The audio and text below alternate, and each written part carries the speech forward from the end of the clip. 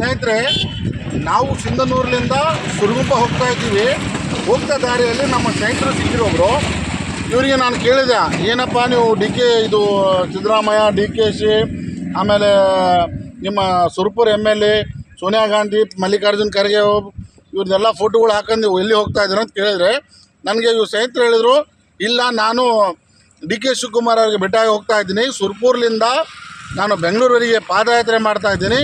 ಈ ಪಾದಯಾತ್ರೆ ಯಾವ ಮೂಲಕ ಅಂತಂದರೆ, ಏನು ಉದ್ದೇಶ ಅಂತಂದರೆ, ನಾನು DK ಶಿವಕುಮಾರ್ ಅವರು ಮುಖ್ಯಮಂತ್ರಿ ಆಗಬೇಕಂತ ನನ್ನ ಆಸೆ ಇತ್ತು. ಆ ಆಸೆ ಆಸೆಯನ್ನು ಪೂರ ಆಗಿದೆ. ಅದಕ್ಕೆ ನಾನು ಈಗ ಪಾದಯಾತ್ರೆ ಮಾಡ್ತಾಯಿದ್ದೀನಿ. ನಾನು ಹೋಗಿ DK ಶಿವಕುಮಾರ್ ಅವರಿಗೆ ನಾನು ಬೆಂಗಳೂರಲ್ಲಿ ಮೀಟ್ ಆಗಬೇಕಂತಕ್ಕಂಥ ನನ್ನ ಆಸೆ ಇದೆ.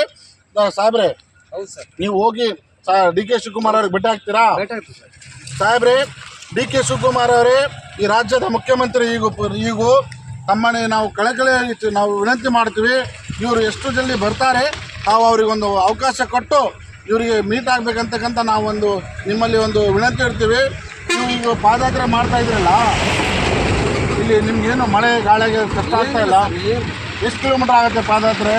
ಒಂದು ದಿನಕ್ಕೆ 45 ಕಿಲೋಮೀಟ್ರ್ 50 ಒಂದು ದಿನಕ್ಕೆ 45 ಕಿಲೋಮೀಟ್ರ್ ಪಾದಯಾತ್ರೆ ಮಾಡ್ತೀರಾ?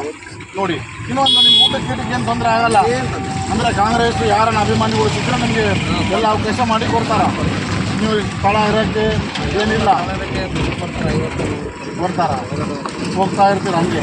ಸ್ನೇಹಿತರೆ, ಆದಷ್ಟು ತಾವು ಕೂಡ ಮುಂದಿನ ಬರ್ತಕ್ಕಂಥ ಬಳ್ಳಾರಿ, ಚಳ್ಳಕೆರೆ ಮತ್ತು ಹಿರಿಯೂರು, ಆಮೇಲೆ ತುಮಕೂರು, ಆಮೇಲೆ ಈ ಕಡೆ ಎಲ್ಲ ಏನೇನು ಈ ನಮ್ಮ ಸುರಗುಪ್ಪ ಭಾಗದಿಂದ ಏನು ಬರ್ತಿದ್ದಲ್ಲ, ತಾವು ಕೂಡ ಇವರಿಗೆ ಮೀಟ್ ಆಗಿರಿ. ತಾವು ಆದಷ್ಟು ಕೂಡ ಇವರಿಗೆ ಬೆಂಬಲ ಕೊಡಿ.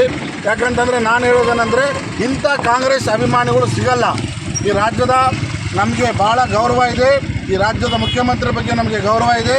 ಈ ರಾಜ್ಯದ ಮುಖ್ಯಮಂತ್ರಿ DK ಶಿವಕುಮಾರ್ ಅವರಿಗೆ ನಾವು ಇನ್ನೊಂದ್ಸರಿ ನಾವು ಕಣಕಣೆಯಾಗಿ ವಿನಂತಿ ಮಾಡ್ತೀವಿ. ಇವರು ಬಂದ್ಗಡ್ಲೇನು ತಾವು ಇವ್ರಿಗೆ ಒಂದು ಸಲ ಅವಕಾಶ ಕೊಟ್ಟು ಇವರಿಗೆ ತಾವು ಸಿಗಬೇಕಂತಕ್ಕಂಥ ನನ್ನ ಮಾತನ್ನು ಹೇಳಿ ನನ್ನ ಮಾತನ್ನು ಮುಗಿಸ್ತೀನಿ. ನನ್ನ ಹೆಸರು SK ಶಬೀರ್ ಅಂತೇಳಿ, ಸಿಂಧನೂರು.